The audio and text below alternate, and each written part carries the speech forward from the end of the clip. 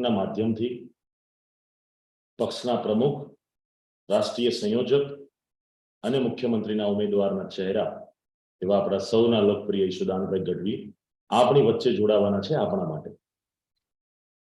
આ ફેસબુક લાઈવની અંદર અમે પ્રથમ વખત પ્રયોગ કરી રહ્યા છીએ ગુજરાતની અંદર કે દરેક પબ્લિક પોતાના પ્રશ્ન ફેસબુકના માધ્યમથી પૂછી શકશે. આ સેશન શરૂ કરતા પહેલા હું આપ સૌ દર્શકોને બતાવવા માંગુ છું કે તમે તમારો પ્રશ્ન ટાઈપ કરીને રાખજો. તમે ઈશુદાન સર, ગોપાલભાઈ કે અરવિંદજીને કોઈ પણ પ્રશ્ન પૂછવા માંગો છો તો ફેસબુકના કોમેન્ટ બોક્સ પર તમારો પ્રશ્ન રજૂ કરજો, જેથી હું અહીંયા ડિસ્પ્લે પર આપનો પ્રશ્ન એમને પૂછી શકું. હું ચાહું છું કે આ ગરવી ગુજરાતના સૌ વડીલો, ભાઈઓ બહેનો, માતાઓ અને યુવાનો, આપના અંદર જે કોઈ પણ પ્રશ્ન હશે એનો અમે જવાબ આપવાનો પૂરો પ્રયત્ન કરીશું. આ પ્રશ્ન તૈયાર રાખજો. હવે હું વિનંતી કરીશ અમારા પક્ષના મુખ્યમંત્રીના ચહેરા તરીકે જેમને લોકોએ સ્વીકાર્યા છે, લોકોએ મત આપ્યા છે, એવા ઈશુદાનભાઈ ગઢવીને. ઈશુદાનભાઈ, અવાજ સંભળાઈ રહ્યો છે? આપ જી જનતાને 2 મિનિટનો સંદેશો આપજો સર. બિલકુલ બિલકુલ, મારો અવાજ આવી રહ્યો છે? જનતાને 2 મિનિટનો સંદેશો આપના તરફથી. બિલકુલ, આજે માનનીય અરવિંદ કેજરીવાલજી અને આપણે સૌ પહેલી વખત પાર્ટીએ એવું વિચાર્યું છે કે જનતા, ગુજરાતની જનતાના પ્રશ્નો લઈએ. તમે વિચાર કરજો, હું એક તો લાખ અભિનંદન આપું છું. એક તો આમ આદમી પાર્ટી સાચી આમ આદમી પાર્ટી છે. એક સામાન્ય ગરીબ ખેડૂત પરિવારના દીકરો, એક સામાન્ય પટેલ પરિવારનો દીકરો એ અધ્યક્ષ બને છે. એક સામાન્ય ખેડૂત પરિવારના દીકરાને વોટ્સઅપના માધ્યમથી એક મુખ્યમંત્રી પદ જેને ચૂંટાયું ઉમેદવાર તરીકે, એની પસંદગી કરવાનો મોકો આપે છે. અને આજે એક હિન્દુસ્તાનની એવી પાર્ટી છે, હું માનનીય અરવિંદ કેજરીવાલજી અને આમ આદમી પાર્ટીને લાખ અભિનંદન આપું છું કે એમણે એવો વિચાર કર્યો કે આપણે ગુજરાતની જનતાના પ્રશ્નો લેવા જોઈએ. ચૂંટણી પહેલા એક મુખ્યમંત્રીજીના ઉમેદવાર, એક પ્રદેશ અધ્યક્ષ અને એક લોકલાડીલા નેતા, તમામ લોકો આજે પ્રશ્નોના જવાબ આપશે. તો મને લાગે છે કે ખૂબ જ આ એક એવી ક્ષણ છે ગુજરાત વાસીઓ માટે. ગુજરાતના લોકો આવું જ ઈચ્છી રહ્યા હતા કે અમારી કોઈક વાત સાંભળે, અમારા કોઈક પ્રશ્નો સાંભળે. આજે માનનીય અરવિંદ કેજરીવાલજી એક ખાલી પોલીસ ગ્રેડ પેનું કહે, વચન આપે, ગેરંટી આપે, ફેવિકોલ જેવી ખાલી વાત કરે અને આખા પોલીસ પરિવારમાં એક ઉત્સાહ જાગે. આજે 5 લાખ કર્મચારીઓ રાહ જોઈને બેઠા હતા કે અરવિંદ કેજરીવાલજી ઓલ્ડ પેન્શન લાગુ કરે. એમણે તુરંત એમને સાંભળ્યા અને પંજાબમાં લાગુ કરી દીધી. તમે વિચાર કરો, મને ખબર છે અરવિંદજીને જયારે મળવા આવ્યા તાજ હોટલમાં નીચે કર્મચારીઓ, ત્યારે અમે ગોપાલભાઈ હતા. ગોપાલભાઈને અમે વાત કરી સાહેબને કે अरविंद जी आपको आप टाइम निकालना पड़ेगा, इनकी बात सुननी पड़ेगी. अरविंद जी कीधु कि मुझे पेपर दे दीजिए, मुझे पंजाब में भी लागू करनी है अगर ये हो सकता है तो. અને સાહેબ તાજુબ હોગા કે તમે વિચાર કરો, પંજાબમાં લાગુ કરી દીધી એટલે 5 લાખ સરકારી કર્મચારી ઉમ્મીદની જેમ અરવિંદજીને જોઈ રહ્યા છે. 53 લાખ ખેડૂતો છે. આજે જયારે પણ હું ગામડાઓમાં નીકળું તો એમ કહે છે કે અરવિંદજીને કહેજો અમને ભાવ અપાવે. અરવિંદ કેજરીવાલજીએ જે ગેરંટી આપી છે એ અમે આશાથી બેઠા છીએ, ગેરંટી કાર્ડ લઈને બેઠા છે. અમને સિંચાઈનું પાણી મળી રહેશે એવી ઉમ્મીદથી અત્યારે 53 લાખ ખેડૂતો જોઈ રહ્યા છે. 50 લાખ બેરોજગાર યુવાનો છે. અરવિંદજી પહેલા એવા નેતા છે, મને ઘણા બધા નેતાઓ આપણે જોયું, પણ ઉમેદવારો મળ્યા કે પેલા એવા નેતા છે અરવિંદ કેજરીવાલજી જે સાથે સંવાદ કરે છે. વેપારીઓ અમને મળ્યા કે પેલા એવા નેતા છે કે અમારું સાંભળે છે, અમારી સાથે સંવાદ કરે છે, અમને ગેરંટીઓ આપે છે, અમારી સમસ્યાઓ સાંભળે છે. મિત્રો, આમ આદમી પાર્ટીનો આ જ ફરક છે. આપણી પાસે કઈ નથી. મારી પાસે કઈ અઢળક મુખ્યમંત્રીના કોઈ મારા ગોડફાધર નથી, 500,000 કરોડની સંપત્તિ નથી ગોપાલભાઈ પાસે, નથી અલ્પેશભાઈ તમારી પાસે, અરવિંદજી પાસે પણ કઈ નથી, અથવા ન હતું.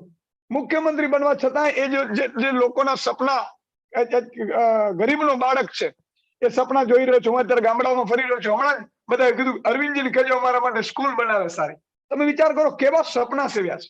અને આજે જ્યારે ફેસબુક લાઈવના માધ્યમથી જ્યારે આપણે અરવિંદજીએ જે વિચાર મૂક્યો છે ગુજરાતની જનતા સાથે વાત કરવું છે, હું લાખ લાખ અભિનંદન આપું છું અને ગુજરાતની જનતાને વિશ્વાસ અપાવીએ છીએ કે આ શરૂઆત છે ગુજરાતની જનતામાં સોનાનો સૂરજ ઉગવાની. 1 અને 5 ડિસેમ્બરે મતદાનનો સમય છે સાહેબ. ભાજપને અત્યારે ઢળક આપણે આપ્યા મત, ભાજપના દીકરા મોટા થયા નેતાના, આપણે કાંઈ ન મળ્યું.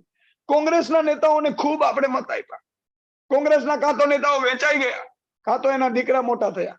પણ મિત્રો આમ આદમી પાર્ટી તમને ખાતરી આપી છે કે અમને કાંઈ પોલિટિક્સમાં જોતું નથી, માત્ર અમે ત્યાગ કરી સર્વસ્વ તમારા માટે આવ્યા છીએ. એકવાર તમે મોકો આપો, તમારા દીકરાને 75 વર્ષમાં જો કોઈએ કામ નથી કર્યું હોય, ન કર્યું હોય, એવું જો 5 વર્ષમાં અમે કરી ન આપીએ તો અમે બીજી વાર તમારી વચ્ચે નહીં આવીએ. અમારી ઉપર નાક છે, અમે જે વચન આપીએ છીએ પૂરા કરી છે. અરવિંદ કેજરીવાલજી ફેવિકોલ જેવી ગેરંટી છે, વચન આપે છે. દિલ્હી वासियों સપનું થઈ ગયું હતું કે અરવિંદ કેજરીવાલજી આપ झूठ बोल रहे हैं, बिजली फ्री नहीं हो सकती. અને વીજળીનો બિલ આવ્યું ત્યારે 0 આવ્યા.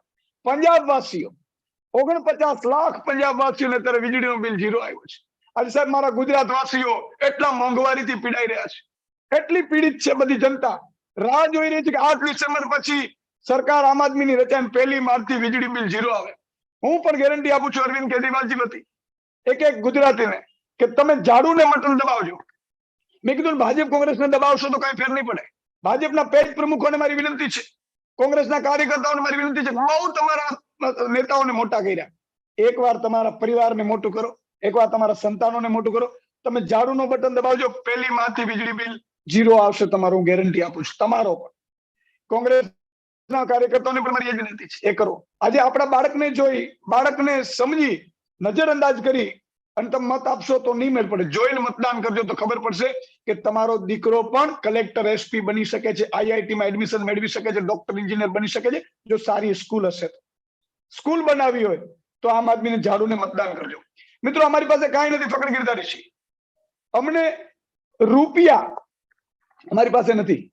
અમે પોતે અત્યારે લડી રહ્યા છું, બધા ગામડે ગામડે જઈ રહ્યો છું. લોકો એમ કહે છે કે સુદાનભાઈ અમારે રૂપિયાની જરૂર નથી, પણ છતાંય હું એમ કહું છું ભાજપ કોંગ્રેસે ખૂબ રૂપિયા ભેગા કર્યા છે, લૂંટ ચલાવી છે, એક મતના 10-10 હજાર રૂપિયા આપવાની પ્લાન કર્યું છે.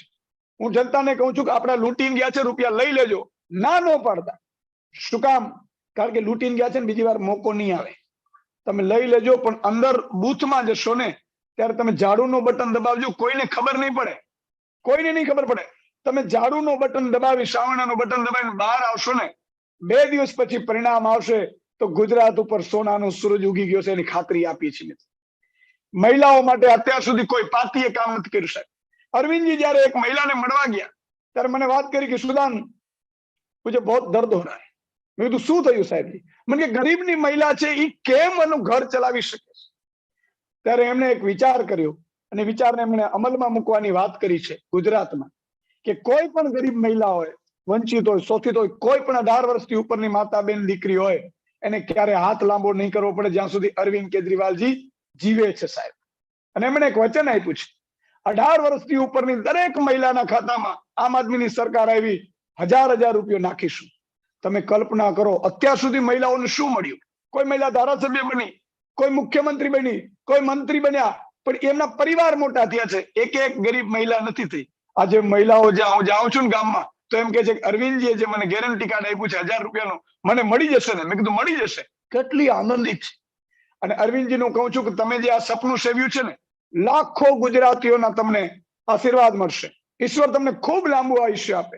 અમારા જેવા એક સામાન્ય પરિવારને તમે આટલા મોટા કર્યા છે. ગોપાલભાઈ તમે વિચાર કરો, 2 નોકરીઓ છોડી અને સરકારી, એક પણ તલાટીનું ફોર્મ ભરવું હોય 25 લાખ ફોર્મ ભરાણા છે. ગોપાલભાઈએ 2 સરકારી નોકરી છોડી દીધી અને જનતા માટે નીકળી ગયા. સાવ સામાન્ય પરિવારમાંથી છે. અમે કોઈ કરોડપતિ નથી, પણ અમારી નિયત સાફ છે, નીતિ સાફ છે. એટલે ગુજરાતીઓને કહું છું કે કોઈ પણ ભ્રમમાં આવતા નહીં. ભાજપ કોંગ્રેસ વાળા છેલ્લે ભ્રમ ફેલાવશે, રૂપિયા ફેલાવશે, બધું કરશે. અમને શું કહેશે, આતંકવાદી કહેશે, એને મળાવલા કહેશે, બધી વસ્તુ કરશે. પણ તમારા બાળકને તમારા દિલ ઉપર હાથ રાખીને મતદાન કરવા નીકળજો. તમારો ભરોસો તોડીશું નહીં. 75 વર્ષ એમની ઉપર વિશ્વાસ કર્યો છે, 5 વર્ષ અમારા ઉપર કરજો એવી મારી વિનંતી છે. જય હિન્દ. ઈશુદાનભાઈ, તમને સાંભળી અને લોકો ઘણા બધા પ્રશ્ન પણ પૂછી રહ્યા છે. એ પ્રશ્ન પણ હમણાં આપણે ફેસબુકના માધ્યમથી પૂછીશું. પહેલા આપણા પક્ષના પ્રદેશ પ્રમુખ ગુજરાતના આપણી વચ્ચે જોડાઈ ગયા છે માનનીય પ્રદેશ પ્રમુખ ગોપાલભાઈ ઇટાલિયા. ગોપાલભાઈ, તમને કહીશ કે જનતા માટે, ગુજરાતના સૌ ગૌરવવંતી જનતા માટે આપના શબ્દો 2 મિનિટમાં વર્ણવો. તમામ ફેસબુક લાઈવમાં જોડાયેલા સાથી મિત્રોનું સ્વાગત છે. આજે ખૂબ ખુશીનો દિવસ છે કે દેશના સૌથી લોકપ્રિય મુખ્યમંત્રી માનનીય અરવિંદ કેજરીવાલજી અને આપણા સૌના લોકલાડીલા માનનીય ઈશુદાનભાઈ અને શ્રી અલ્પેશભાઈ કથિરિયા સાથે બેસીને ફેસબુક લાઈવના માધ્યમથી મારી 2 વાત કહેવાની મને તક મળી છે. ભારતના રાજકારણમાં આટલા વર્ષોથી આપણે જોતા આવ્યા છીએ કે જે બાહુબલી માણસો હોય, દબંગ માણસો હોય, માથાભારે માણસો હોય, એને રાજનીતિની અંદર ઝડપથી જગ્યા મળી જાય, ઝડપથી મોટા સ્થાન ઉપર પહોંચી જાય, ઝડપથી આગળ વધી જાય, મંત્રી ધારાસભ્યો બની જાય, અથવા તો જેમની પાસે ખૂબ 2 નંબરના રૂપિયા હોય, અમીર માણસો હોય, એ બધા ઝડપથી આગળ વધી જાય, ઝડપથી મંત્રી તંત્રી સંત્રી બની જાય. પણ એક ગરીબ માણસને આગળ વધવું હોય, દેશ માટે, સમાજ માટે કંઈક સારું કામ કરવું હોય, તો ક્યારેય એને રાજનીતિના પ્લેટફોર્મ પર જગ્યા મળતી નથી. અરવિંદજીના સંઘર્ષથી આમ આદમી પાર્ટી બની અને આ આમ આદમી પાર્ટીએ મારી જેવા, અલ્પેશભાઈ જેવા અનેક નાની ઉંમરના શિક્ષિત યુવાનોને દેશની સેવા કરવાનો, લોકોનું નેતૃત્વ કરવાનો અને નવી પેઢીને સારા વિચારોના માધ્યમથી આગળ વધારવાનો એક મોકો આપ્યો. આજે જો આપણે એમ કલ્પના કરીએ કે આમ આદમી પાર્ટી ન હોત તો મારી જેવા કે ભાઈ ઈશુદાનભાઈ જેવા કે અલ્પેશભાઈ જેવા ભણેલા ગણેલા યુવાનો ક્યાં હોત? કોઈ જગ્યાએ નોકરીની લાઈનમાં ઉભા હોત અને પેપરો ફૂટતા હોત તો હતાશા સાથે નિશાસા નાખતા હોત. પણ આ સંઘર્ષના દમથી પાર્ટી બની તો એ પાર્ટીની અંદર મારી જેવા યુવાનોને કંઈક કરી છૂટવા માટેની જગ્યા મળી. એ બદલ આપણે બધાએ નાના માણસો, આમ આદમીઓ, અરવિંદજીના અને આમ આદમી પાર્ટીના આભારી છીએ. સૌથી સમજવા જેવી વસ્તુ એ છે કે બધી જ પાર્ટીના નેતાઓ આપણને ભારતને વિશ્વગુરુ બનાવવાના સપનાઓ બતાવે છે. વારંવાર એમના ભાષણમાં એવો ઉલ્લેખ કરે છે કે ભારતને વિશ્વગુરુ બનાવવું છે. તો એ વાત યોગ્ય છે, વિશ્વગુરુ બનવું જોઈએ. એ બનાવવા માટે આપણે બધાએ ખૂબ મહેનત કરશું. આપણો દેશ મહાન બને, વિશ્વગુરુ બને તો એ આપણા માટે ગર્વની બાબત છે. પણ કેવી રીતે વિશ્વગુરુ બને? જ્યારે એક 5 ધોરણ કે 7 ધોરણ સુધી ભણેલા વ્યક્તિને શિક્ષણ મંત્રી બનાવી દેવામાં આવે તો દેશ વિશ્વગુરુ કેવી રીતે બનશે? કમસે કમ એક મિનિમમ ક્વોલિફાઈડ માણસ સત્તાની ખુરશી પર બેઠો હોય તો એનું વિઝન પણ એક મિનિમમ સ્ટાન્ડર્ડ લેવલનું વિઝન હોય. એ સાથે દેશ વિશ્વગુરુ બની શકે. દેશને વિશ્વગુરુ બનાવવો હોય તો જ્ઞાન જોઈએ, ગુરુ સમાન જ્ઞાન મળે શાળામાં. અને શાળા તો ભાજપવાળા બધા બંધ કરી દે છે, સરકારી શાળાઓ જ બંધ કરી દીધી, શાળાનું પ્રાઇવેટાઇઝેશન થઈ ગયું છે. તો વિશ્વગુરુ બનાવવા માટેનું જે જ્ઞાન જોઈએ, એ જ્ઞાન અમીર હોય કે ગરીબ હોય, સૌને મફતમાં મળવું જોઈએ, શ્રેષ્ઠ જ્ઞાન મળવું જોઈએ. અને શ્રેષ્ઠ જ્ઞાન મેળવેલો નાગરિક જ્યારે દેશને મળે ત્યારે એવા નાગરિકોના સમૂહથી દેશ વિશ્વગુરુ બને. તો દેશને વિશ્વગુરુ કોણ બનાવી શકશે? અરવિંદ કેજરીવાલજી જેવા એક ભણેલ ગણેલ વ્યક્તિ કે જેની પાસે જ્ઞાન આપવાની સ્કૂલ બનાવવાની આવડત છે, લોકોને મફતમાં ભણાવવાનું વિઝન છે. આવા વ્યક્તિઓ જ્યારે સત્તામાં બેસે, આવા વ્યક્તિઓના હાથમાં નેતૃત્વ કરવાની શક્તિ આવે ત્યારે આપણે આપણા દેશને આગળ વધતો જોઈ શકીશું. આઝાદીના 75 વર્ષ પૂરા થવા આવ્યા. ઓલમોસ્ટ સમજો કે ભારત સરકાર આઝાદીનો અમૃત મહોત્સવ ઉજવીને એમ કહે છે કે આઝાદીના 75 વર્ષ પૂરા થઈ ગયા. આમ જોઈએ તો આપણો દેશ દુનિયાના બીજા દેશોની સાથે હરીફાઈમાં હોવો જોઈતો હતો, જે દુનિયાના અમીર અને વિકસિત દેશો છે. પણ દુઃખની બાબત એ છે કે આઝાદીના 75 વર્ષ પછી આપણા પ્રશ્નો શું છે? સોસાયટીમાં રોડ નથી બન્યો, આપણી બાજુનો રોડ તૂટેલો છે, ગટર નથી, સ્ટ્રીટ લાઇટ બંધ છે, સરકારી બસો આવતી નથી, ગામની સ્કૂલમાં શિક્ષકો નથી, ગામની પંચાયત ઓફિસમાં તલાટી મંત્રી નથી, ગામની સરકારી સ્કૂલમાં કોમ્પ્યુટરો. દુનિયા 21મી સદી તરફ આગળ વધી રહી છે અને બીજી બાજુ આપણા ગામની સ્કૂલમાં કોમ્પ્યુટરો નથી. આ જે વિડંબના છે, આપણી આઝાદીના 75 વર્ષ પછીની જે વિડંબના છે, એને જો દૂર કરવી હોય તો એક વખત ભણેલા ગણેલા વ્યક્તિઓને, યુવાન વ્યક્તિઓને નેતૃત્વ આપવું પડશે. અરવિંદ કેજરીવાલજીએ દિલ્હીની અંદર જબરજસ્ત ક્રાંતિ કરીને બતાવી, કેમ કે ભણેલા વ્યક્તિ છે. એમને ખ્યાલ આવ્યો કે 21મી સદીના ભારતને જો આગળ વધારવું હશે તો એનો રસ્તો વાયા સ્કૂલથી જાય છે, સ્કૂલના માધ્યમથી જ ભારત આગળ વધશે. અહીંયા તો નેતા જ અભણ હોય, નેતા જ ભણ્યા ન હોય, નેતા જ સ્કૂલમાં ન ગયા હોય, 8 પાસ ગૃહમંત્રી, 7 પાસ શહેરી વિકાસ મંત્રી, 5 પાસ શિક્ષણ મંત્રી, નેતા જ ભણેલો નહીં હોય તો એ ભારતને કેવી રીતે નંબર 1 બનાવશે? તો આજે એક યુવાન તરીકે મારું એમ માનવું છે કે આપણે સૌ યુવાનો ભારતના ભવિષ્ય માટે, 21મી સદીના ભારતને બનાવવા માટે શિક્ષિત નેતૃત્વને પસંદ કરીએ, ઈમાનદાર નેતૃત્વને પસંદ કરીએ અને આજે આઝાદીના 75 વર્ષ પછી પણ આપણી જે સમસ્યાઓ છે એ સમસ્યાઓનો જલ્દીથી નિવેડો આવે એના માટે એક વખત પરિવર્તન લાવીએ. કેમ કે પરિવર્તન નથી થયું એટલે આપણી પ્રશ્નો ઘટવાના બદલે વધતા ગયા છે. તો આ બધા જ વધતા પ્રશ્નોનું સોલ્યુશન, સિસ્ટમને બદલવાનું જે આપણું લક્ષ્ય છે એ આમ આદમી પાર્ટીના માધ્યમથી સફળ થાય એ માટે આપ તમામ સાથી મિત્રો ઝાડુના બટન ઉપર મત આપી અને આમ આદમી પાર્ટીને ગુજરાતમાં સફળ બનાવો. જય હિન્દ, જય ગુજરાત. ગોપાલભાઈ, તમે જ્યારે ગુજરાતની જનતાની સાથે સંબોધન કર્યું, વાતો કરી, લોકો ફેસબુકની વોલ પર કોમેન્ટમાં લખી રહ્યા છે કે તમે કતારગામથી ધારાસભ્ય તરીકે જીતી રહ્યા છો. Thank you. ખૂબ ખુશીની વાત છે કે કતારગામની જનતા તમને એક સારી જગ્યા પર જોવા માંગે છે. આપણી વચ્ચે સમગ્ર દિલ્હીના એક યશસ્વી મુખ્યમંત્રી અને જેણે સપનાનું ભારત જોયું છે એ આજે કવિ નર્મદ નગરી સુરતની વચ્ચે ઉપસ્થિત છે, આપ સૌ લોકોની વચ્ચે ઉપસ્થિત છે.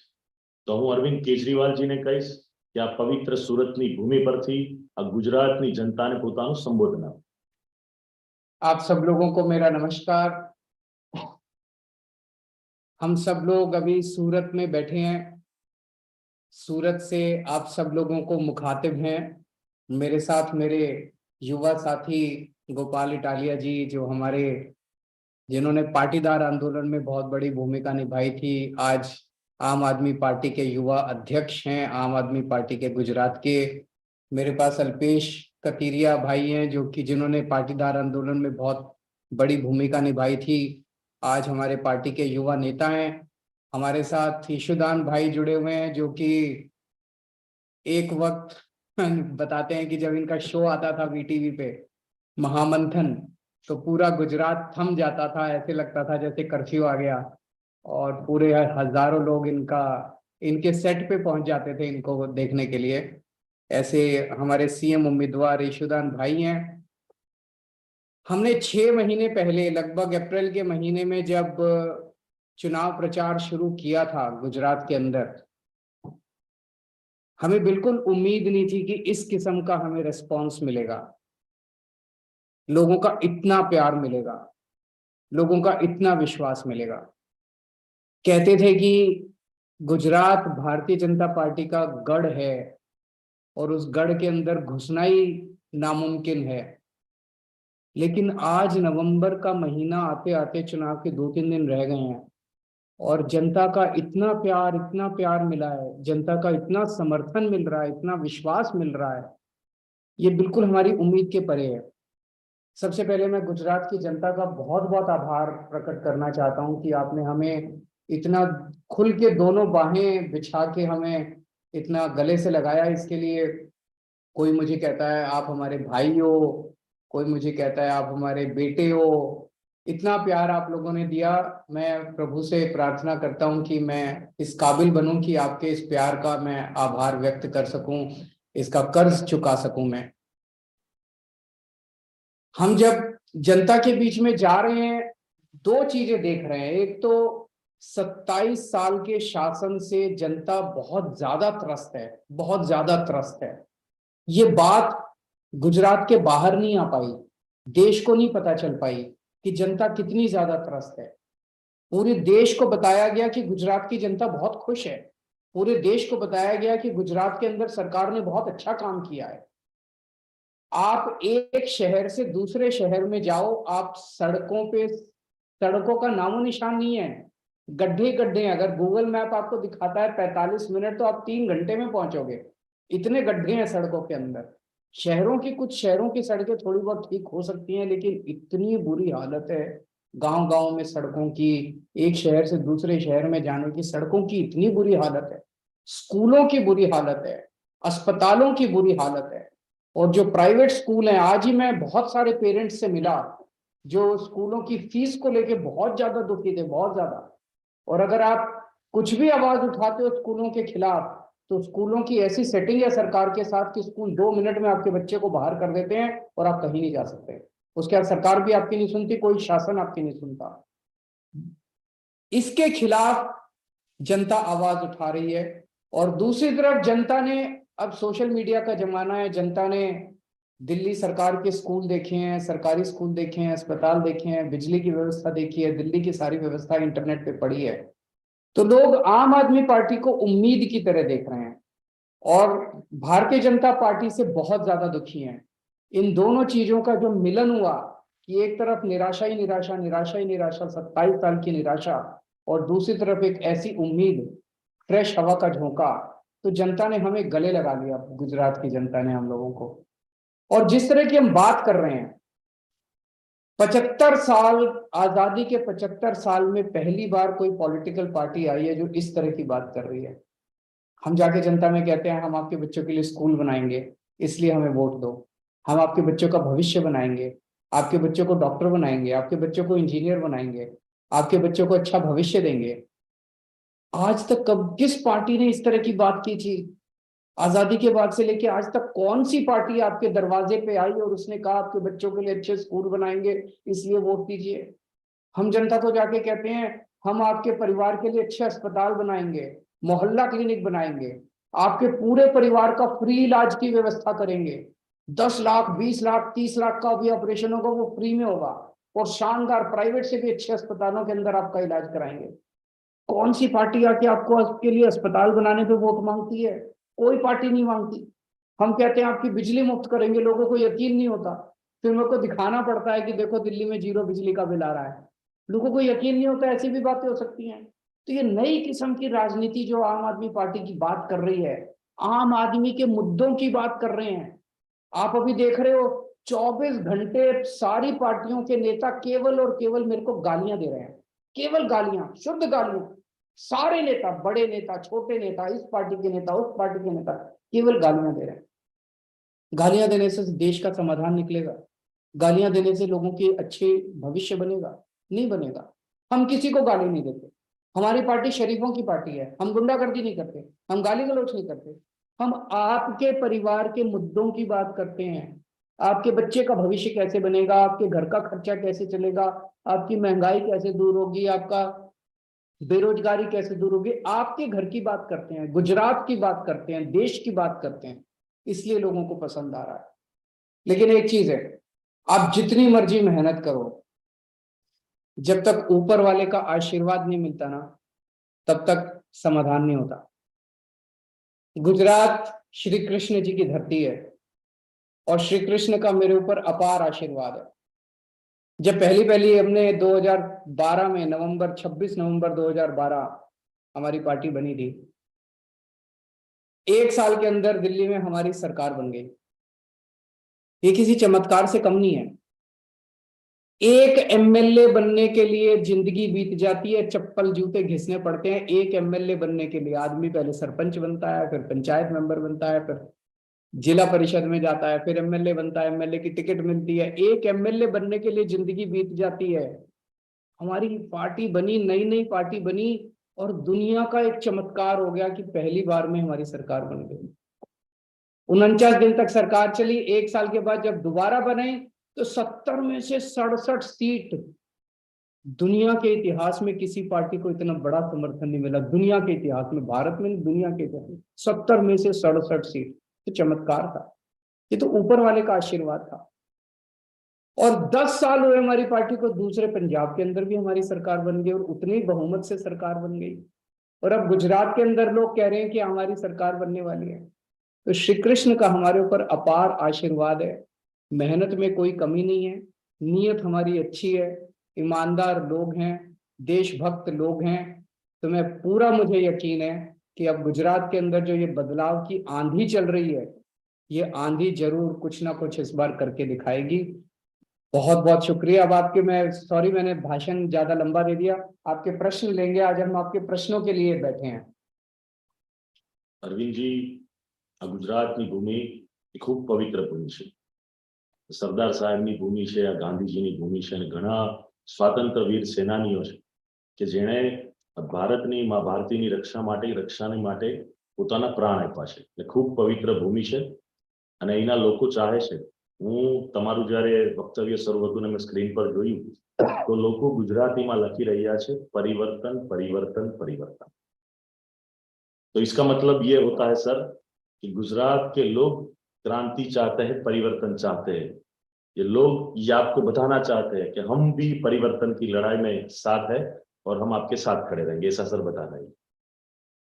હવે આપણે જે બોલ પર પ્રશ્નો આવ્યા છે એ પ્રશ્નોને વન બાય વન લઈશું અને હું પ્રયત્ન કરીશ કે વધારેમાં વધારે લોકોના પ્રશ્ન તમે જે વ્યક્તિને પૂછવા માંગો છો એને પૂછી શકો છો. આપણી વચ્ચે ગોપાલભાઈ છે, કેજરીવાલજી છે અને સાથે ઈશુદાનભાઈ છે. એટલે તમે તમારો પ્રશ્ન કોઈ પણ વ્યક્તિને પૂછી શકો છો. તમારો પ્રશ્ન તમે કોમેન્ટ બોક્સ પર લખજો.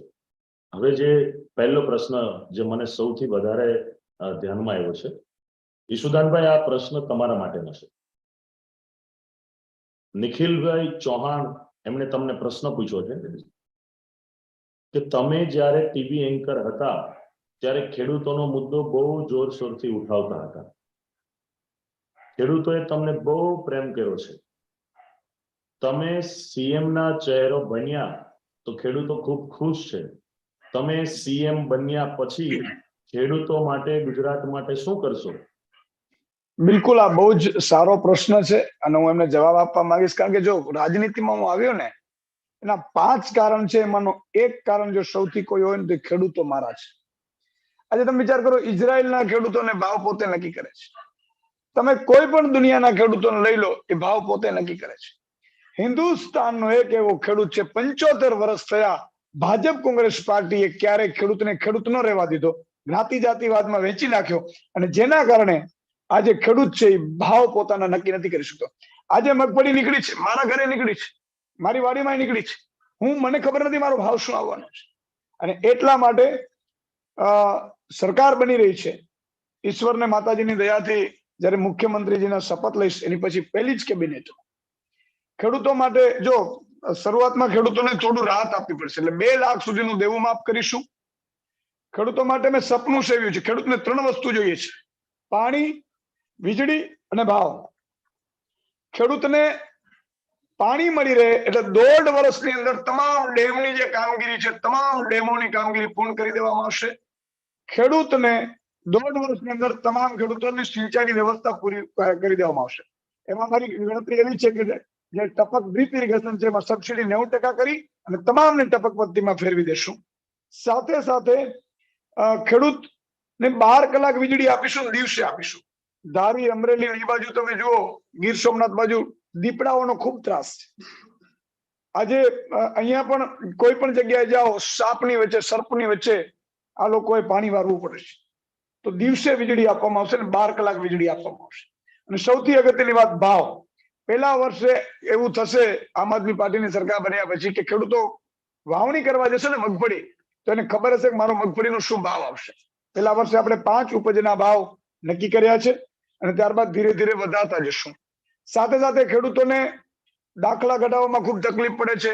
નાગરિકોને અલગ અલગ જાતના ડોક્યુમેન્ટમાં પ્રોબ્લેમ થાય છે. ખેડૂતો અભણ હોય છે, લાયસન્સમાં કઢાવવા જાય તો પણ રૂપિયા આપવા પડે છે. તમામ પ્રકારની સેવા ખેડૂતોને ઘરે મળશે. ખેડૂતે કોઈ ચિંતા કરવાની જરૂર નથી, માત્ર ખેતી કરો. બાકી તમામ જવાબદારી ઈશુદાનભાઈની આમ આદમી પાર્ટીની રહેશે, એની હું ગેરંટી આપું છું. ખેડૂતના ખેતરમાં મરજી પડે રીતે થાંભલા નાખી દે છે, થાંભલા પણ નહીં નાખવા દેશું. ખેડૂતોને પૂરતું વળતર મળશે, ખેડૂતની હા હશે, પછી જ વીજ થાંભલાઓ પણ પડશે. આવી તમામ પ્રકારની સમસ્યા છે ખેડૂતોની. નાના નાના બંધારા છે, ડેમો છે, આ બધી સમસ્યાઓ 1.5 વર્ષની અંદર પૂરી કરી અને ખેડૂતને ઉદ્યોગપતિ બનાવીને પછી હું જંપવાનો છું.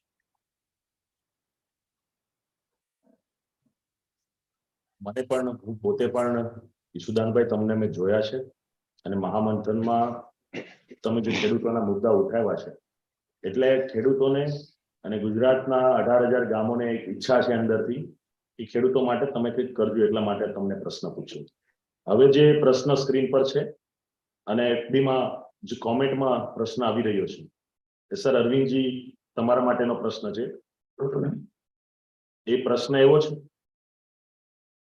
કે તમારો જે સર્વે છે એ સરકાર બની રહી છે તો એમાં कितनी सीटों आवश्यक.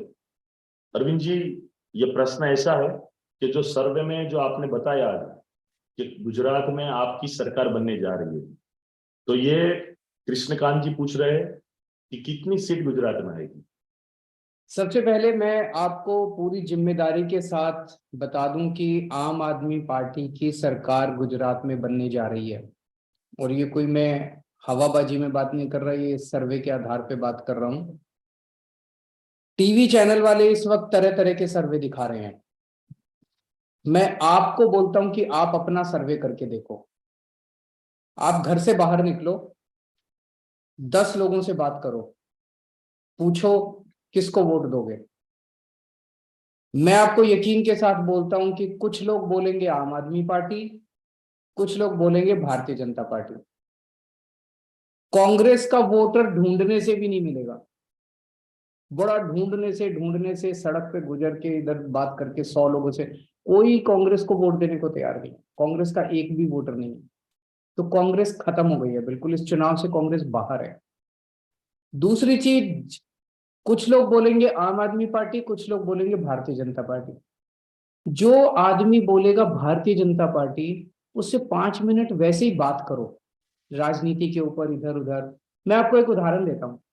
हमारा एक कार्यकर्ता सड़क पे एक रेडी पे रुका कुछ खाने के लिए. उसने रेडी वाले से पूछा किसको वोट दोगे. वो बोला भारतीय जनता पार्टी. वो उससे कुछ लेके खाने लग गया, वहां खड़ा हो गया, बातचीत करने लगा. 10 मिनट की बातचीत के बाद वो रेडी वाला कहता है जी मैं तो झाड़ू को वोट दूंगा और हमारा पूरी गली झाड़ू को वोट देगी. तो इसने पूछा कि फिर आपने भारतीय जनता पार्टी क्यों बोला. तो बोला कि सर आप शक्ल से मुझे लगा कि आप भाजपा के हो, तो मुझे डर लगा कि आप कहीं मुझे पिटाई तो नहीं करोगे. यहाँ पे इतना ज्यादा डर है लोगों के अंदर, इतना ज्यादा डर है. तो जो लोग भारतीय जनता पार्टी भी बोल रहे हैं ना, उसमें भी आधे से ज्यादा लोग आम आदमी पार्टी को वोट देने वाले हैं. आप अपना सर्वे करके देखो. तो आम आदमी पार्टी की सरकार बन रही है और ऊपर वाले के आशीर्वाद से, जनता के प्यार और मोहब्बत से हम गुजरात के लोगों की तकलीफ और दर्द दूर कर पाए, ऐसी मेरी भगवान से प्रार्थना है. સર હવે પછીનો જે પ્રશ્ન છે એ પણ અરવિંદજી તમને પૂછ્યો છે. એક જિગ્નેશભાઈ કરીને છે, એમણે આપને પ્રશ્ન પૂછ્યો છે કે ગુજરાતમાં જે પ્રાઇવેટ સ્કૂલો છે ત્યાં બહુ ગુંડાગર્દી મચાવી છે. તમે શું કરશો જ્યારે ને ત્યારે સ્કૂલોમાં ફી વધારી દે છે. સર वो पूछ रहे आपसे कि गुजरात की जो स्कूल है उस स्कूल के अंदर गुंडागर्दी मची हुई है, जब मजा आए तब फीस बढ़ा देते हैं, तो आप क्या करेंगे. तो इसमें मैं बताना चाहता हूं, जब हमारी दिल्ली में सरकार बनी, दिल्ली में भी इसी तरह से कई प्राइवेट स्कूलों ने गुंडागर्दी मचा रखी थी. मैं ऐसा नहीं कहता सारे प्राइवेट स्कूल खराब होते हैं, कई कुछ स्कूल अच्छे भी हैं, लेकिन अमूमन कई स्कूलों ने गुंडागर्दी मचा रखी थी. जब मर्जी फीस बढ़ा देते थे और तरह तरह के फीस लेते थे. Library fees, picnic fees, development fees, ये फीस वो फीस, और परेशान हो गए थे लोग अपनी फीस भर भर के. हमने सरकार बनते ही सारे प्राइवेट स्कूलों का ऑडिट करवाया और आपको जान के ताज्जुब होगा, कुछ स्कूल ऐसे थे जिन्होंने 40-40 करोड़, 50-50 करोड़ रुपए की बैंक में फिक्स डिपॉजिट करवा रखी थी. यानी कि आपके बच्चों से फीस ले रहे हैं और फीस जमा कर करके फिक्स डिपॉजिट कर रहे हैं. ये कानून के खिलाफ है. हमने उनसे फिक्स डिपॉजिट तोड़वाई और बच्चों की फीस वापस करवाई. ये भारत के इतिहास में पहली बार हुआ कि पेरेंट्स को फीस वापस मिली, उनके बैंक में पिछले सालों की फीस वापस आई उनके बैंक अकाउंट के अंदर. पिछले 7 साल से दिल्ली के अंदर किसी स्कूल को फीस नहीं बढ़ाने दी हमने. गुजरात में भी यही करेंगे. सबसे पहले सरकार बनते ही सारे प्राइवेट स्कूलों का ऑडिट करवाएंगे. ये देखेंगे कि किन लोगों ने बदमाशी की हुई है, जिन्होंने पिछले सालों में ज्यादा फीस ली, आपकी फीस वापस भी कराएंगे और मेरा आपको प्रॉमिस है अगले 5 साल कोई प्राइवेट स्कूल गुजरात के अंदर अपनी फीस नहीं बढ़ा सकता। जैसे दिल्ली में करके दिखाया वैसे ही गुजरात में भी करेंगे। સર તમારા જવાબ પરથી તો મને એવું લાગે છે કે આ ગુજરાતના વાલીઓ નક્કી કરી લેશે કે આ વખતે આમ આદમી પાર્ટીને મત આપવો છે, આ વખતે ઝાડુ નિશાનને મત આપવો છે. હવે આપણે આગળ વધીએ. તો સવાલ હવે ગોપાલભાઈ તમારા માટે પણ ફેસબુકમાં કોમેન્ટમાં સવાલ આવી રહ્યા છે. એમાં મહેશ રાઠવા કરીને છે જે તમને સવાલ પૂછે છે કે ગોપાલભાઈ, ગુજરાતના યુવાનો તમને ખૂબ પ્રેમ કરે છે, યુવાનોની તમે ઉમ્મીદ છો, તમારી સરકાર બેરોજગાર યુવાનો માટે શું કરશે? ગોપાલભાઈ. પેલા તો બહુ સરસ કહેવાય કે બધા યુવાનો આની અંદર ભાગ લઈ રહ્યા છે, એટલું સરસ. અને આમ જોઈએ તો રાજનીતિમાં આમને સામનેનો સંવાદ થાય એ કલ્ચરની બહુ જરૂર છે. એક યુવાન પોતે ક્યાં બેઠા છે આપણને ખબર નથી, આપણે ક્યાં બેઠા એને ખબર નથી, છતાંય બંને વચ્ચે વાતચીત થઈ શકે છે. આ કલ્ચર બહુ સારું છે. યુવાનોને રોજગાર મળે તો અને તો જ દેશ આગળ વધે. જ્યાં સુધી દરેક વ્યક્તિના હાથમાં રોજગાર ન હોય ત્યાં સુધી કોઈ દેશ કોઈ સમાજ આગળ વધી શકે નહીં. યુવાનોને રોજગારી આપવા માટે આમ આદમી પાર્ટીનું એક વિઝન છે કે 10 લાખ યુવાનોને સરકારી નોકરી આપવી. હવે એમાં પણ ઘણા બધા ભાજપના મિત્રોએ એની અંદર વાંધા વચકા કાઢ્યા છે, ખોટી રીતના નિવેદનો આપ્યા છે અને ખોટી રીતે 10 લાખ યુવાનોને સરકારી નોકરી આપવા માટેની અરવિંદ કેજરીવાલની જે ગેરંટી છે એનો વાંધો તો ઉઠાયો, પરંતુ એમણે જો કોશિશ કરી હોત સમજવાની તો ખ્યાલ આવે કે કેટલી બધી સ્કૂલો નવી ખોલવાની જરૂર છે. કેમ કે ગુજરાતની જનસંખ્યા ખૂબ વધી છે, એના પ્રમાણમાં નવી સ્કૂલો ખુલે, એના પ્રમાણમાં નવી કોલેજો ખુલે, એ પ્રમાણમાં નવા દવાખાના ખુલે, એ પ્રમાણમાં નવા જનસેવા કેન્દ્ર ખુલે. આ બધી જ નવી વ્યવસ્થા ઊભી થાય પછી જે જૂનું મહેકમ છે, કેટલાય વર્ષો પહેલાનું જૂનું મહેકમ છે, એ મહેકમને અપગ્રેડ કરીને આજના મહેકમ પ્રમાણે ભરતી કરવામાં આવે તો 10 લાખ કરતા પણ વધારે યુવાનોને સરકારી નોકરીનો લાભ મળી શકે અને એક નવી શક્તિ સરકારી તંત્રમાં જોડાય તો ઓલ ઓવર સરકારી તંત્રની એફિશિયન્સી વધે કામ કરવાની. આ થઈ સરકારી નોકરીની વાત. આ સિવાય પણ સરકારનો ઈરાદો જો સારો હોય તો હજારો લાખો યુવાનોને રોજગાર આપી શકે છે. આજે દુનિયા જે છે એ ઇન્ફોર્મેશન ટેકનોલોજી અને ઇન્ફ્રાસ્ટ્રક્ચરના લેવલ ઉપર ખૂબ આગળ વધી રહી છે. દુનિયાના તમામ દેશો જે છે એ ઇન્ફ્રાસ્ટ્રક્ચરમાં ખૂબ ડેવલપ કરી રહ્યા છે. આઈટી સેક્ટર ખૂબ આગળ વધી રહ્યું છે. આપણા ગુજરાતના પણ હજારો બાળકો આઈટી સેક્ટરની અંદર ભણી ગયા છે અને ભણી ગણીને ઘણા બાળકો છે એમાં પોતાનું કરિયર બનાવવા માંગે છે, ઘણા એની અંદર પોતે જોબ ગિવર તરીકે બિઝનેસ કરવા માંગે છે. પણ આ બધા યુવાનોને સરકાર તરફથી પોલિસી લેવલે જો પ્રોપર સપોર્ટ આપવામાં આવે, એમને ફાઇનાન્શિયલ લેવલે પ્રોપર સપોર્ટ આપવામાં આવે તો આપણા જ ગુજરાતના બાળકો એટલું સારું કામ કરી શકે એમ છે કે પોતે તો રોજગાર મેળવશે પણ બીજા 10ને પણ રોજગારી આપશે. તો અલ્ટિમેટલી આ સવાલ એ નિયતનો સવાલ છે. આમ આદમી પાર્ટીની માનનીય અરવિંદ કેજરીવાલજીની સરકાર જે છે એ ગુજરાતમાં હોય, પંજાબમાં હોય કે દિલ્હીમાં, એ નિયતવાળી સરકાર છે. નિયત છે તો હજારો યુવાનોને રોજગાર મળી શકશે. બસ એના માટે યુવાનોનો સાથ જોઈએ. યુવાનો માટે આમ આદમી પાર્ટીએ જે પણ ગેરંટીઓ અને વિઝન જાહેર કર્યું છે લગભગ ગુજરાતમાં પ્રથમવાર હશે. ગોપાલભાઈ, હવેનો જે સવાલ છે આપણા બંને માટેનો છે અને એ સવાલ એવો છે કે અલ્પેશભાઈ ને ગોપાલભાઈ, તમે પાટીદાર સમાજના બડા મોટા નેતા છો, તમે પાટીદાર સમાજનું કામ કરું છો. આજે પૂરો પાટીદાર સમાજ તમારો સાથ ઈચ્છે છે. આપની સરકાર બનશે તો પાટીદાર સમાજ માટે તમે શું કરશો? મિત્રો, પહેલા હું જવાબ આપી દઉં કે પાટીદાર સમાજની જે કોઈ પણ માંગણી છે,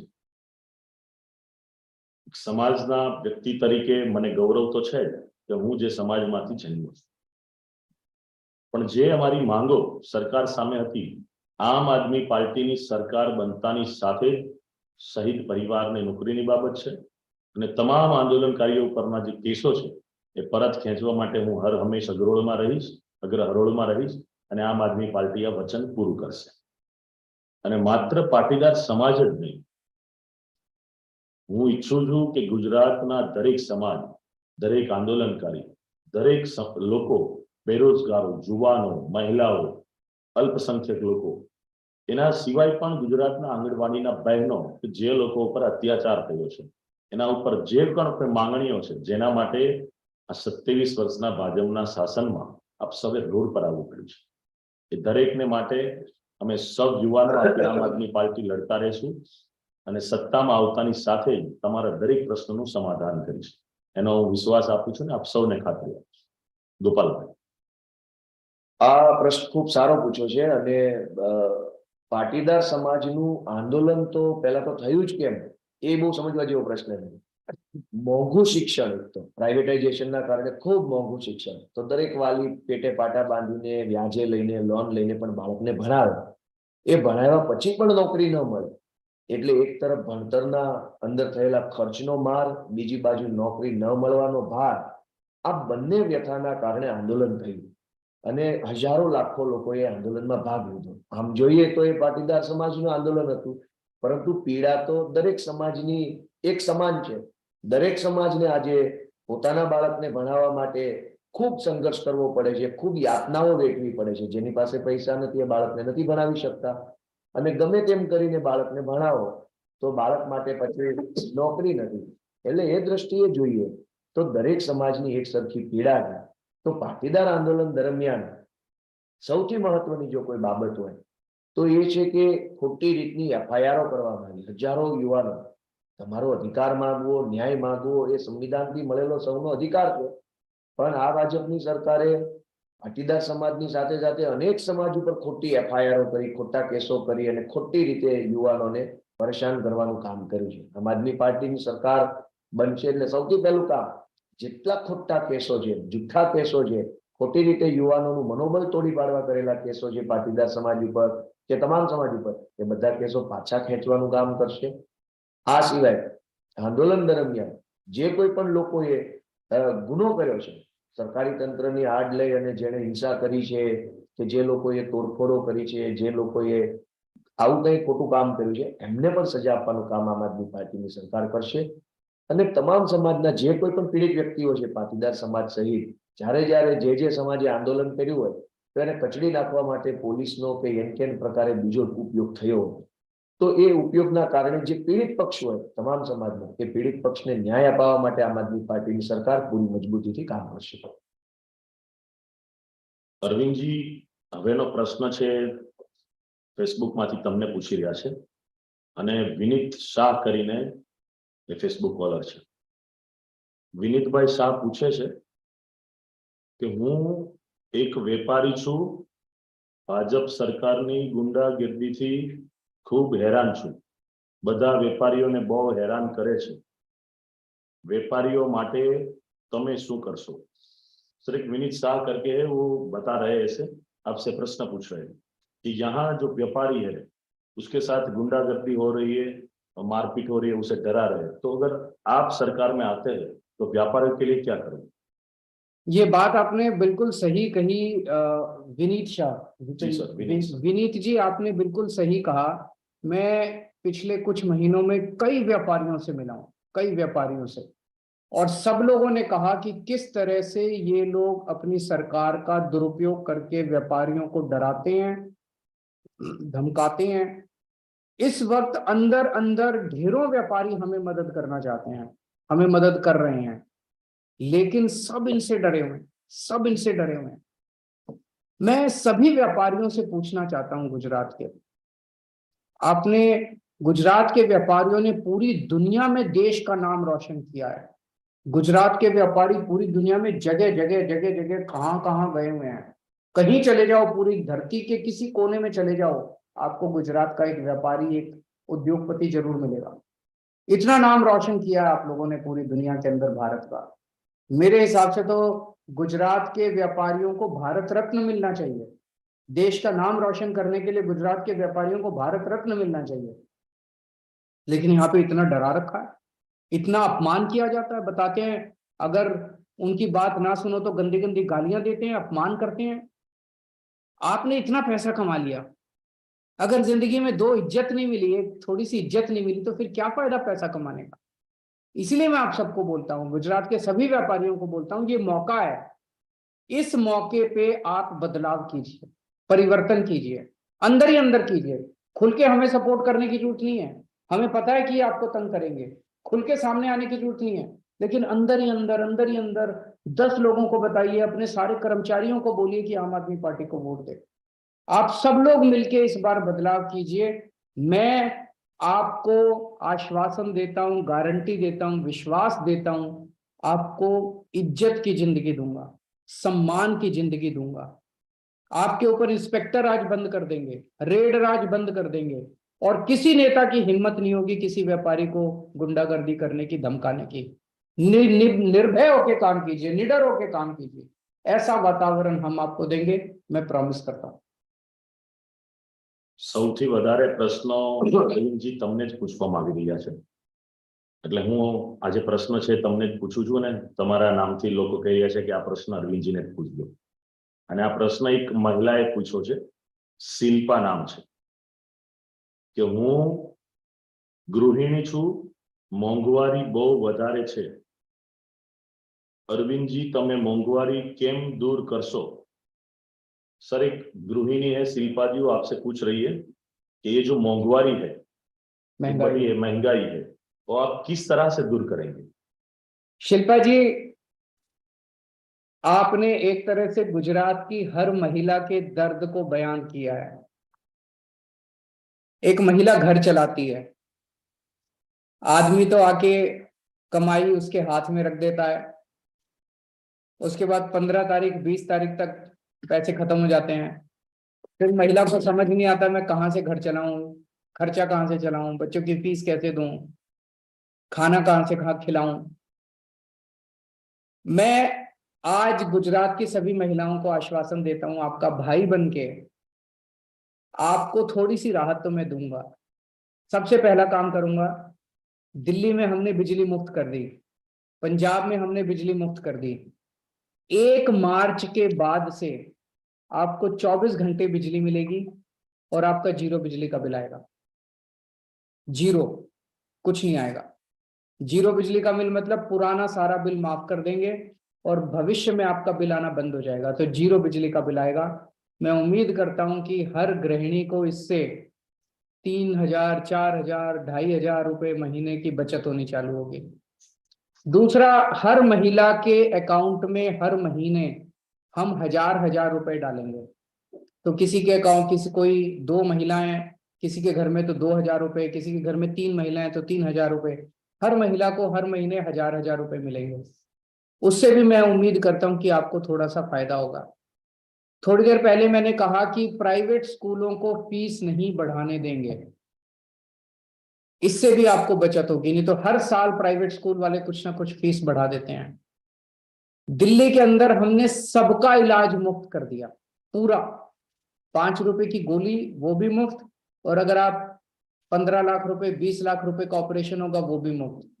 आपके घर के सब लोगों का भी पूरा इलाज मुफ्त करेंगे, इससे भी आपकी बचत होगी। मैं समझता हूं इन सब चीजों से आप सब लोगों को बहुत फायदा पहुंचेगा। एक मेरी हाथ जोड़ के निवेदन है सभी महिलाओं से, आपके भाई के नाते मैं आपसे निवेदन करता हूं कि अपने अपने घर में, आप तो वोट देंगे मुझे पूरी उम्मीद है, महिलाओं को आम आदमी पार्टी से बहुत लगाव है, लेकिन अपने घर में सबको, अपने पति से भी बात करना, पिताजी से भी बात करना, ससुर से भी बात करना, बच्चों से भी बात करना, सास से भी बात करना, बहन भाई सबसे बात करना कि आम आदमी पार्टी को इस बार लेके आना है। आपको सबको तैयार करना है आम आदमी पार्टी को वोट देने के लिए। જે રીતે મહિલાઓની વાત થઈ, તો એ જોતા મને એવું લાગે છે કે ગુજરાતની મહિલાઓ જોરશોરથી ઝાડુનું બટન દબાવશે. હવે આપણે આગળ વધીએ. ફેસબુકમાં રામભાઈ જાડેજા અને અરવિંદજી તમને સવાલ પૂછ્યો છે कि हूँ आपने मत केम आपू? सर प्रश्न ऐसा है कि मैं आप आदमी को वोट क्यों दूं? क्या नाम है इनका? रामभाई जाडेजा। रामभाई जी, मैं आपसे पूछता हूं कि बीजेपी को वोट क्यों दें? एक कारण बता दीजिए बीजेपी को वोट देने का। मैं आपको कई कारण बता सकता हूं आम आदमी पार्टी को वोट देने के। आपकी 1 मार्च से बिजली मुफ्त हो जाएगी, बिजली का बिल 0 हो जाएगा, आपकी 3,000 रुपये महीना बचत होने लग जाएगी।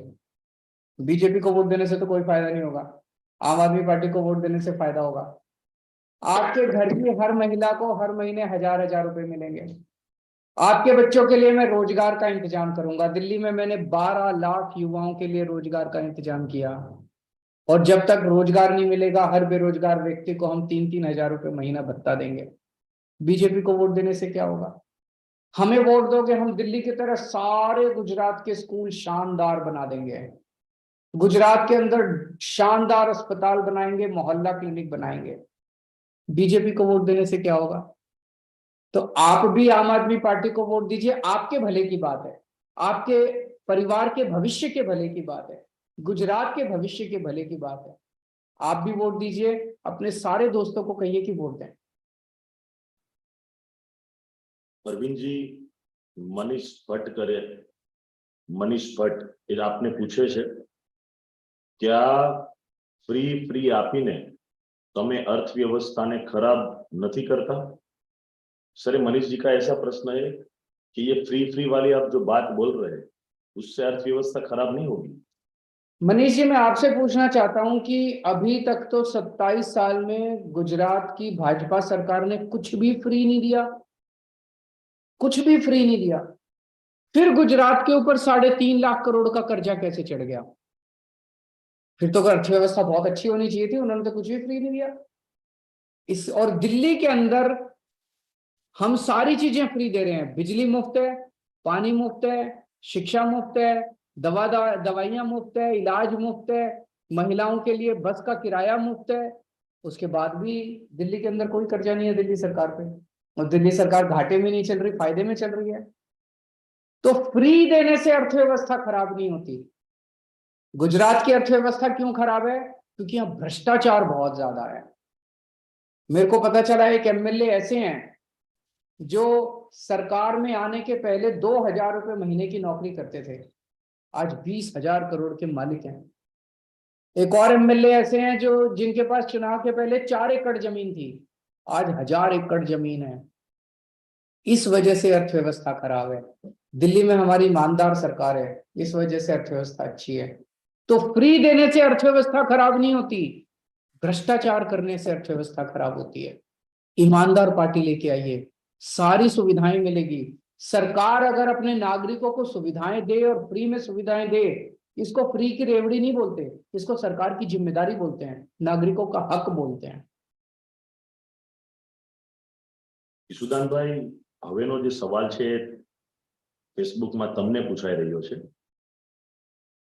ગામડાના રમેશભાઈ છે અને રમેશભાઈ પૂછે છે કે ઈશુદાનભાઈ, તમે ઓબીસી સમાજમાંથી આવો છો, ઓબીસી સમાજની વસ્તી 50% છે, એનાથી વધારે પણ હશે, તો તમારી પાર્ટીએ તમને એટલા માટે જ મુખ્યમંત્રીના ઉમેદવાર બનાવ્યા છે? રમેશભાઈ નામ કીધું ને, રમેશભાઈ નું કહેવા માંગુ છું કે રમેશભાઈ, જો એ વાત સાચી છે કે હું સામાન્ય ખેડૂત માલધારીનો દીકરો છું, ઓબીસી સમાજમાંથી આવું છું, એક સામાન્ય પરિવારમાંથી આવું છું, અને ઓબીસી સમાજની મુશ્કેલીઓ મેં ખૂબ જોઈ પણ છે। પણ આમ આદમી પાર્ટી છે, જ્યાં આમ આદમી પાર્ટીની એન્ટ્રી થાય છે ત્યાં જ્ઞાતિ જાતિ વાદ નીકળી જાય છે। અમારા માટે, હું જયારે મારો પત્રકાર હતો ત્યારે પણ સર્વ સમાજ માટે, 18 વર્ણ માટે અવાજ બનવાની કોશિશ કરી છે। મેં ક્યારે, હા, મેં કીધું ને કે હું જે સમાજમાંથી આવું છું, ઓબીસી સમાજ, બહુ જ સ્થિતિ ખરાબ છે, આજે બહુ જ સ્થિતિ એટલી ખરાબ છે, તો એના માટે ખૂબ વ્યવસ્થા કરવાની છે, કરીશું। પણ એટલું ચોક્કસ છે કે આમ આદમી પાર્ટી જયારે એન્ટ્રી કરે છે ત્યારે તમે દિલ્હીમાં જોઈ લો, પંજાબમાં જોઈ લો, આમ આદમી પાર્ટી કામની રાજનીતિ લઈને આવે છે। આજે વીજળી ફ્રી મળશે તો બધાને વીજળી ફ્રી મળશે, આજે સારી સ્કૂલો મળશે તો બધાને સારી સ્કૂલો બનશે। અમે સપના સેવીને આવ્યા છીએ, આજે અમે પ્લાનિંગ કર્યું છે અરવિંદ કેજરીવાલજી, અમે અધિકારીઓ સાથે મિટિંગો કરી છે, બેઠા છીએ, બજેટ અમે 2.5 લાખ કરોડનું બજેટ છે. એ ફેબ્રુઆરી જ્યારે અમારું બજેટ પેશ થશે ત્યારે 3.25 લાખ કરોડનું બજેટ હશે. અત્યારે 33,000 કરોડ સ્કૂલ માટે છે અને સીધો વધાવી અને 52,000 કરોડે પહોંચાડવાનું છે. અને 52,000 કરોડમાં મારું પ્લાનિંગ છે કે એક પણ ગરીબનો બાળક પ્રાઇવેટ સ્કૂલમાં પણ શિક્ષણ આપે ને એનાથી પણ સારું શિક્ષણ મળી રહે એવી વ્યવસ્થા કરવી છે. તો એ સર્વ માટે છે. આજે આરોગ્ય તમે જુઓ કેટલી તકલીફ પડે છે. આજે હું ખંભાળિયામાં છું, અત્યારે દ્વારકા ખંભાળિયામાં દુઃખ સાથે કહેવું પડે છે, અહીંયા નોકરે નારાયણને કોઈને અકસ્માત થાય, જામનગર ને રાજકોટ લઈ જવામાં આવે છે. ડોક્ટરો નથી, હોસ્પિટલો નથી, કશું જ વ્યવસ્થા નથી સાહેબ. આજે મારી ઈચ્છા છે કે હું દ્વારકા, કપરાડા, કચ્છ, નર્મદા આમાં સારામાં સારી એમ્સ ને ટક્કરમાં આવી હોસ્પિટલ બનાવો, જેથી અહીંયાથી કોઈએ કેન્સર હોય ને તો અમદાવાદ ધક્કો ન ખાવો પડે. તો એક સ્વાસ્થ્ય વ્યવસ્થા કરીશું. 18,000 ગામડામાં મોહલ્લા ક્લિનિક બનાવવાનું છે. એનું આપણે બજેટ તૈયાર કર્યું છે. કેટલા સમયમાં બનશે એનું તૈયાર કર્યું છે. તો એ સર્વ સમાજ માટે છે. ભ્રષ્ટાચાર મુક્ત ગુજરાત કરીશું. આજે એક નાની વાતમાં આપણે ભ્રષ્ટાચાર કરવો મતલબ આપવો પડશે, નાણાં આપવા પડશે. અરવિંદ કેજરીવાલજી આરટીઓ ઓફિસને તાળા માર્યા છે. મુખ્યમંત્રીએ આરટીઓ ઓફિસને તાળા માર્યા છે. લાયસન્સ ઘરે આપવા આવે છે. આજે તમે વિચાર કરજો કે એક વોટ્સએપ નંબર જાહેર કરીશું. દરેક મુખ્યમંત્રી જેટલો પાવર હશે. ઈશુદાનભાઈ એક મુખ્યમંત્રીના શપથ નહીં લેશે, મારા કોઈ સપના ભરકા નથી. 6.5 કરોડ જનતા મુખ્યમંત્રીના શપથ લેશે. એને મોબાઈલમાં એક નંબર આપવામાં આવશે. કોઈ પણ અધિકારી કર્મચારી 1 રૂપિયો લાંચ માંગે, તમે વોટ્સએપ કરી દેજો, બીજા દિવસનો સૂરજ ઉગે એ પેલા જેલમાં હશે. તો આ વ્યવસ્થા આપણે કરવાની છે. પણ મેં કીધું એમ સર્વ સમાજ માટે કરવાની છે. સર્વ જ્ઞાતિ, જાતિ, વર્ગ, ખેડૂત સમાજ છે, વાલી સમાજ છે, કર્મચારી સમાજ છે, આઉટસોર્સિંગ કર્મચારી સમાજ છે, મહિલા સમાજ છે. આ રીતે હું બધાને વિનંતી કરું છું ગુજરાતને કે એક વ્યવસાય લક્ષી વર્ગને લઈ અને મતદાન કરજો. ડોક્ટર સમાજ પીડિત છે, વેપારી સમાજ પીડિત છે, વેપારીઓ કેટલા પીડિત છે. તો એ રીતે વ્યવસાય લક્ષી આપણે જવું પડશે. અને હું તો મેં કીધું ને કે પત્રકાર રહી ચુક્યો છું, મને એક ગુજરાતની સમસ્યાની ખબર છે. ડેમો બનાવવા માટે કેવી રજૂઆતો કરવી પડે સાહેબ, કેટલી મુશ્કેલીઓ છે. તો ખેડૂત સમાજ થઈને મતદાન થશે. માલધારીઓને કેટલી સમસ્યાઓ છે, ખૂબ પ્રોબ્લેમ છે. તો બધા સમાજનું સર્વનું આપણે વિઝન લઈને બેઠા છીએ. 5 વર્ષમાં આ બધી કામગીરી કરીશું પછી જ મત માંગવા આવીશું. ખૂબ સરસ ઈશુદાનભાઈ, પણ મને આપના જવાબમાં હું મારા વતી થોડું ઉમેરું તો આપણે સમાજ હિતથી રાષ્ટ્ર હિતની કાર્ય કરીશું અને આ મા ભારતીની સેવા કરીશું. મા ભારત માતાની આપણે સેવા કરીશું અને બાળકો બનીને સેવા કરીશું. આગળના ફેસબુકમાં જે કોમેન્ટો આવી રહી છે, ખૂબ સવાલો આવી રહ્યા છે, ખૂબ એટલે ખૂબ સવાલો આવી રહ્યા છે. શૈલેષભાઈ વસાવા એ પૂછી રહ્યા છે કે હું આદિવાસી ગામડામાંથી બોલું છું. અમારા ગામમાં વોટ તમને જ મળશે. અમારો આદિવાસી સમાજ ઝાડુ કરે છે. आदिवासी समाजना माटे तमे शू करशो? अरविंद जी, ये सवाल आपके लिए है। एक गांव से है शैलेश वसावा, वो पूछ रहे हैं कि आदिवासी गांव से मैं बोल रहा हूं, यहाँ सब लोग झाड़ू कह रहे हैं, आदिवासी लोग में झाड़ू छा गया है, तो आप आदिवासी समाज के लिए, उसके हक के लिए क्या करेंगे? मैं पिछले कुछ महीनों में गुजरात के आदिवासी इलाकों में बहुत घूमा हूँ, बहुत ज्यादा। इतनी गरीबी मैंने कभी नहीं देखी। भाजपा वालों ने पूरे देश में ऐसे फैला दिया था कि गुजरात के अंदर अब कोई गरीब नहीं है, सबके पास पैसा है, लेकिन इतनी गरीबी मैंने कभी नहीं देखी। तो मैं सभी आदिवासी समाज के लोगों को कहना चाहता हूँ, आपके हर गांव के अंदर बेसिक सुविधाएं पहुंचाएंगे, मूलभूत सुविधाएं, सड़कें बनाएंगे आपके गांव के अंदर, हर गांव में अच्छी सड़कें बनाएंगे। आपके बच्चों के लिए अच्छे स्कूल का इंतजाम करूंगा, जैसे मैंने दिल्ली के अंदर अच्छे स्कूलों का इंतजाम किया। आपके बच्चों को अच्छा भविष्य देने की जिम्मेदारी मेरी है। एक एक बच्चे को मैं अपना बच्चा मान के उसको अच्छा भविष्य दूंगा। डॉक्टर बनाएंगे, इंजीनियर बनाएंगे, व्यापार करना सिखाएंगे, अच्छा भविष्य देंगे एक एक बच्चे को। हर गांव के अंदर मोहल्ला क्लिनिक खोलेंगे आपके लिए। घर में कोई भी बीमार होगा अच्छे अस्पताल बनाएंगे, हर जिले के अंदर अच्छे अस्पताल बनाएंगे। आपको अगर कोई भी बीमार होगा अच्छा इलाज देंगे, सारी दवाइयां मुफ्त, सारे टेस्ट मुफ्त, सारा इलाज, सब ऑपरेशन वगैरह सब मुफ्त होगा। आदिवासी समाज की सबसे बड़ी डिमांड है कि पेशा कानून लागू होना चाहिए। पेशा कानून को लागू करेंगे और जल जंगल जमीन के ऊपर आपका हर गांव का अधिकार होना चाहिए। ग्राम सभा की मर्जी के बिना कोई काम नहीं होगा, ये मेरा आपको वादा है। इन लोगों ने 27 साल के अंदर पेशा कानून लागू नहीं किया, हम आपका कानून लागू करेंगे। और भी बहुत सारी समस्याएं आदिवासी समाज की, मैं पूरे आदिवासी समाज का बहुत आभार प्रकट करता हूं। इन दिनों जब भी मैं गया, एक एक 1.5 लाख लोगों की सभाएं अपने आप हो गई, हमारे बिना कुछ ज्यादा मेहनत किए अपने आप लाखों लोग आ रहे हैं, लाखों लोग आ रहे हैं। तो मैं बहुत आभार करता हूं, आपने इतना प्यार दिया, इतना विश्वास किया हम लोगों के ऊपर।